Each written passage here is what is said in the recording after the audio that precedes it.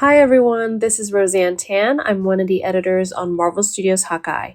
I edited episodes 3 and 5, and today we will be looking at a sample of my Avid timeline from episode 3.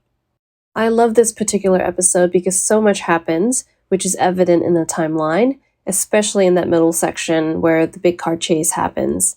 Hopefully you've seen our show and I'm not giving you any spoilers. This timeline you're seeing is the final long play sequence for Archive.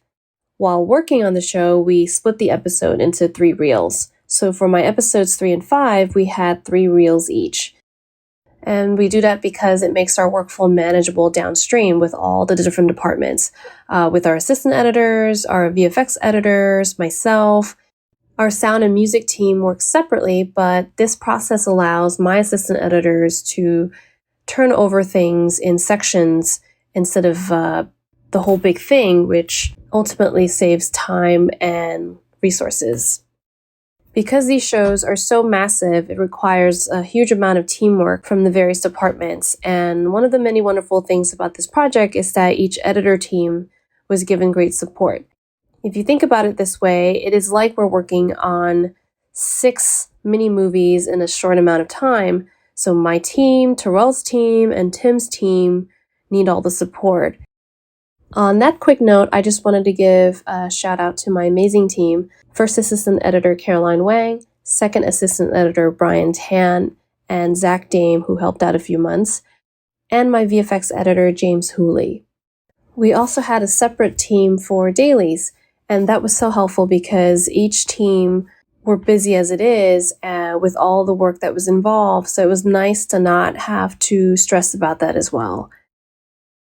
So even though our sequence is split up into reels, our track assignments are laid out just the same as you see here for both episodes, so that when we have to build our sequence for a long play review or an export, then it won't take too much time to build.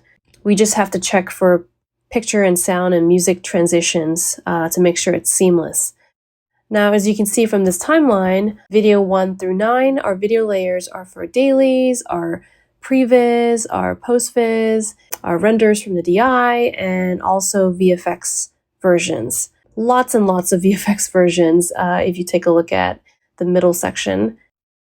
Now, you may only be seeing 9 or 10 versions of VFX shots in the timeline at the moment, but that's not the actual amount of versions we ended up with. Each VFX shot that comes from the vendor, before it can even get to us in editorial, goes through our VFX producer and VFX supervisor. So internally, the vendor might have 15 versions, but we may be only seeing 10 of those when it comes to the editorial department. And older versions of VFX gets archived.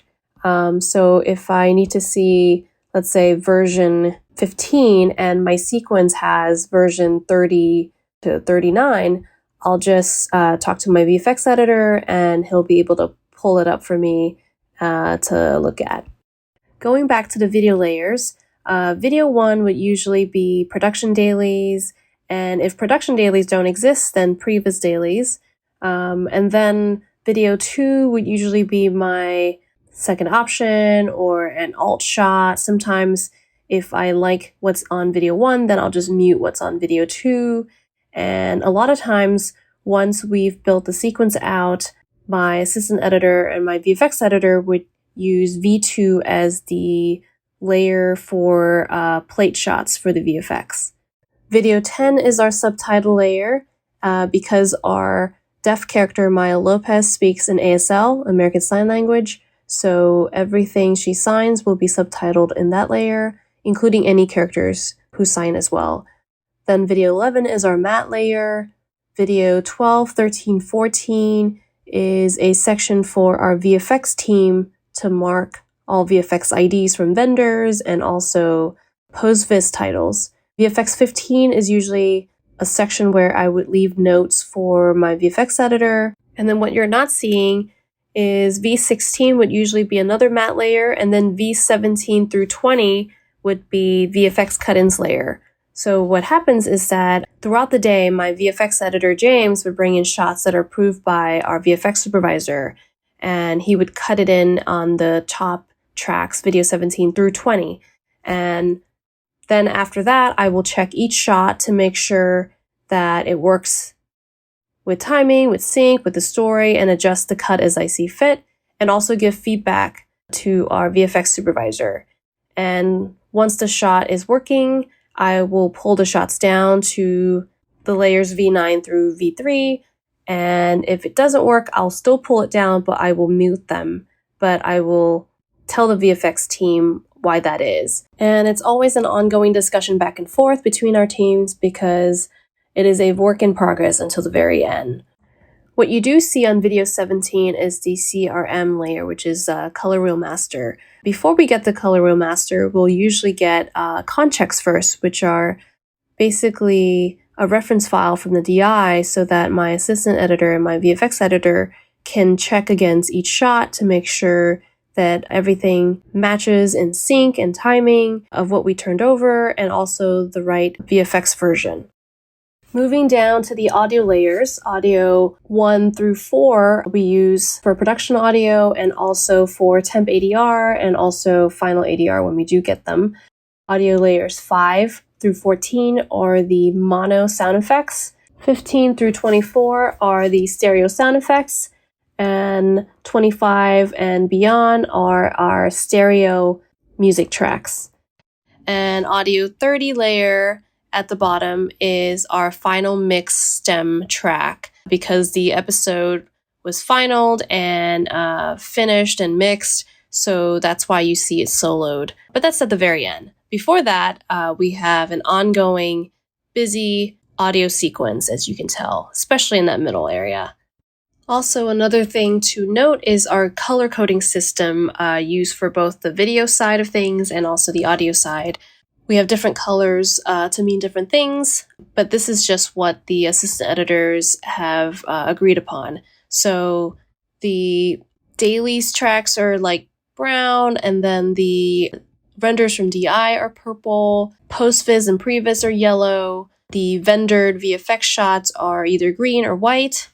We have temp VFX as magenta, and then also it's different when you look below in the audio tracks. Gray is production audio, pink is temp ADR, magenta is final ADR, yellow is sound effects, and then music has green, cyan, and blue color.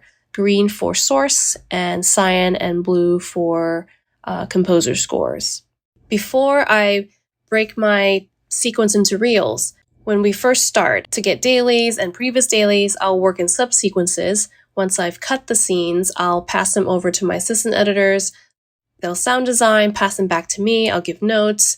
I also like to work with sound, so it's a very collaborative process between me and my assistant editors. Then once I have a number of scenes or a big section, I'll start temp scoring to those scenes.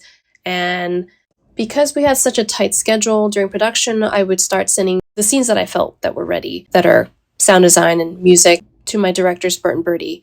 And I would start getting feedback, which was great, and start getting their feel for things. And also, if there's something that I felt a shot was needed, I can have an open discussion with them, and they can pick it up during production. So it was very collaborative from beginning to end. Going back to the timeline, as I'm building these scenes into larger sequences to make the reels, because our show is cross-bordered, our episodes aren't necessarily going to be shot out.